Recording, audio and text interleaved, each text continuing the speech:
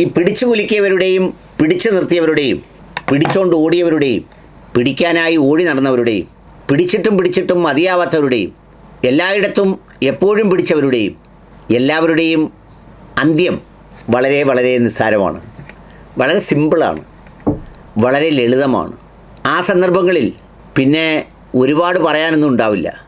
Closing moments എന്ന് പറയുന്നത് running മൊമെൻറ്റ്സിനേക്കാൾ എത്രയോ തുച്ഛമാണ് എന്നതാണ് സത്യം. ഞാനിത് പറയാൻ കാരണം വേറൊന്നും കൊണ്ടല്ല, ലോകം മുഴുവൻ ചർച്ച ചെയ്യുന്നൊരു വിഷയമാണ് എപ്സ്റ്റീൻ ഫയൽസ്.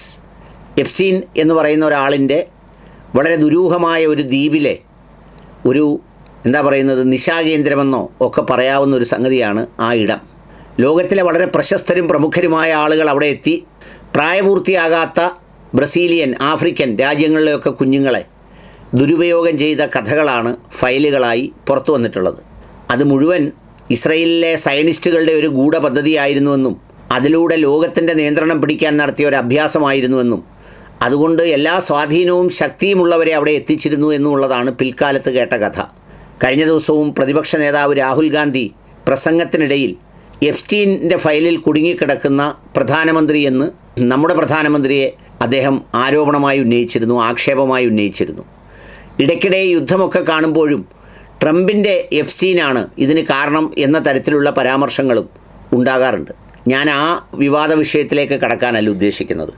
ഈ എപ്സ്റ്റീൻ എന്ന് പറയുന്ന മനുഷ്യൻ്റെ അവസാനത്തെ മരണക്കുറിപ്പ് എന്നൊക്കെ പറയുന്ന ഒരു കുറിപ്പ് കഴിഞ്ഞ ദിവസം ഇത് പരിശോധിക്കുന്ന ജഡ്ജ് പുറത്തുവിട്ടിരുന്നു. കാരണം അതിലൊരു വിധി ന്യായം നടക്കുകയാണ്. അത് വളരെ കുത്തിക്കുറിച്ച ഒരു ചെറിയ പേപ്പറാണ്. അതിലെ വരികൾ ഇങ്ങനെയാണ്: they investigated me for month, found nothing, so 15-year-old charges resulted. ഇതൊക്കെ പ്രത്യേകിച്ച് ഗ്രമാറ്റിക്കൽ പെക്യുലിയാരിറ്റീസ് ഉള്ള ഇംഗ്ലീഷൊന്നുമല്ല. കാരണം അതിൻ്റെ കാര്യമില്ല. അദ്ദേഹം MPhil ഇംഗ്ലീഷ് പരീക്ഷയ്ക്ക് എഴുതുകയല്ല, ജീവിതം അവസാനിപ്പിക്കാൻ ഒരുങ്ങുന്ന ആളിൻ്റെ അവസാനത്തെ മരണക്കുറിപ്പാണ്. അതായത് എന്നെ മാസങ്ങളോളം ചോദ്യം ചെയ്തു, എന്നിട്ടൊന്നും കിട്ടിയില്ല. 15 വർഷം മുമ്പുള്ള ചാർജുകളാണ് ഇപ്പോൾ അന്വേഷിച്ചുകൊണ്ടിരിക്കുന്നത്.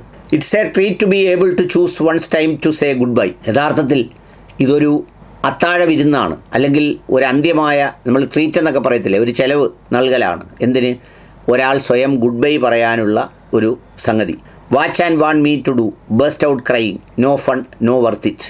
ഏതായാലും ഞാൻ എന്താണ് ചെയ്യാൻ പോകുന്നതെന്ന് കണ്ടുകൊള്ളൂ എന്ന് പറഞ്ഞിട്ട് എനിക്ക് സങ്കടം വരുന്നു, കരച്ചിൽ വരുന്നു, തമാശയില്ല, അതിലൊരു കാര്യവുമില്ല എന്ന് പറഞ്ഞ് ഇത്രയും ആളുകളെ സന്തോഷിപ്പിച്ച ആൾ കരഞ്ഞുകൊണ്ട് മടങ്ങി എന്നാണ് ഈ വരികൾ സൂചിപ്പിക്കുന്നത്. എപ്പോഴും പറയാറുള്ളതാണ്, കരഞ്ഞുകൊണ്ട് വന്ന് കരയിപ്പിച്ചുകൊണ്ട് മടങ്ങി എന്നാണ് സാധാരണ മരണത്തെക്കുറിച്ച് പറയാറുള്ളതെങ്കിൽ ഇവിടെ കരഞ്ഞുകൊണ്ട് വന്ന് അദ്ദേഹം കരഞ്ഞുകൊണ്ടാണ് പോകുന്നത്. ഇത്രയേ ഉള്ളൂ ലോകം മുഴുവൻ ചർച്ച ചെയ്യുന്ന ഈ മനുഷ്യൻ്റെ അവസാന നിമിഷങ്ങളുടെ വരികൾ. 3-4 വരികളേ ഉള്ളൂ. ഇതാണ് മരണക്കുറിപ്പ്. അദ്ദേഹം സ്വയം ജീവൻ അവസാനിപ്പിക്കുന്നതിന് മുമ്പ് എഴുതിയ കുറിപ്പാണ് ഈ കാണുന്ന കുറിപ്പ്. ഇതും ഒരു ഡോക്യുമെൻ്റാണ്.